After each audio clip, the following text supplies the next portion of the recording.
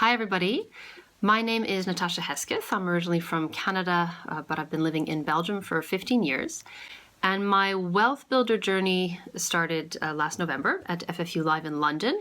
And the biggest shock of my life, I think, in terms of the finances at that event was when Anne basically said that, my house or a house that you live in is not an asset. At least it's not a wealth generating asset. And there I was, having paid into this mortgage, thinking, this is the best thing to do. Keep paying into this for years to come. And this whole concept of making your assets work for you instead of you working for the assets was just totally mind-blowing. And I just had to sign up to Wealth Builders. I was also coming, I think, from a place, a little bit of, my overall feeling was a bit of frustration. I had managed to put myself into quite a box, I think, where my attitude was a bit like, well, Belgium, you get taxed a lot and they don't give a lot of support to people trying to start businesses, and I'm never going to make any money here. I was coming from a kind of a negative approach, and I really needed something to shake that up, and I think that Wealth Builders was totally able to help me completely change my mindset on that.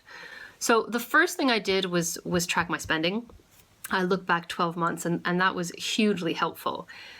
I didn't find a fortune in there, but there were some very silly things, like we were paying for some kind of a photo plan twice every month, so it was €12.99. So small little things, but we were able to really identify where we could squeeze to invest or to pay off debt. So that was a fantastic place to start, and it also really gave me a feeling of control over my money, which I had not had before. And then what I also did immediately was started an ETF portfolio, so invest in my ETFs. I had no idea what ETFs were before, but I obviously quickly learned, because I know that was something that Anne and Maxine had said. It's relatively easy to do, and you can do it even with small amounts of money. So I was very happy to do that. During one of my calls with Maxine, where I sort of said, well, what more can I do? And she said, listen, you're investing in your ETFs, that's great, but if you could invest more, that would be better. And so this is a little bit what I was talking about, being in this box, because my immediate reaction was, I can't. I've looked at everything. There's nothing else I can do.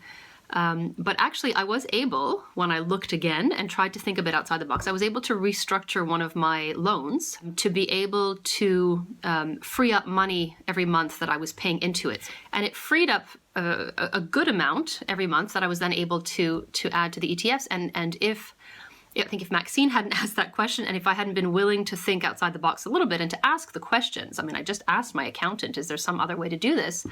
Then I would still be sort of paying that amount and feeling very squeezed, I think, every month with that. So that was a huge accomplishment that I was very proud of. The other thing that I did this year, which was great, is that I bought an apartment just before the summer.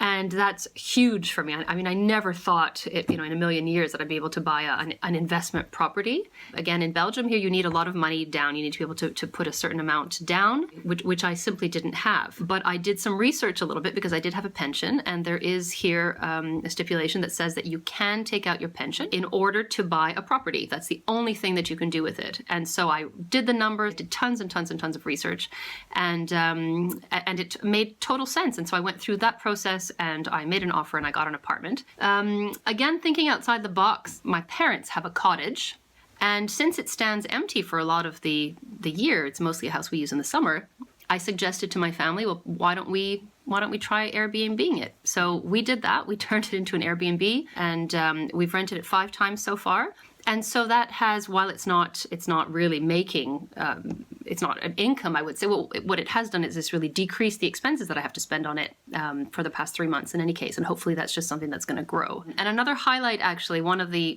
things I was able to identify as a category where we spend a lot of money is in traveling. And so looking at where we could cut costs there, one of the ones that came out really high was the car rental fees.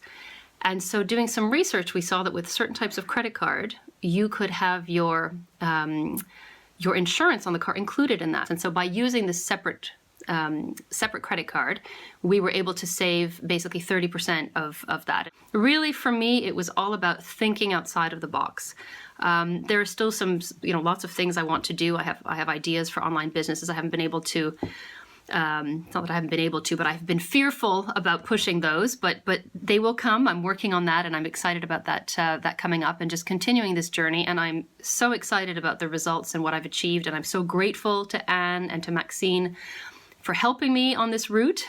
on this road and on this journey. And it's just been fantastic. Thank you so much.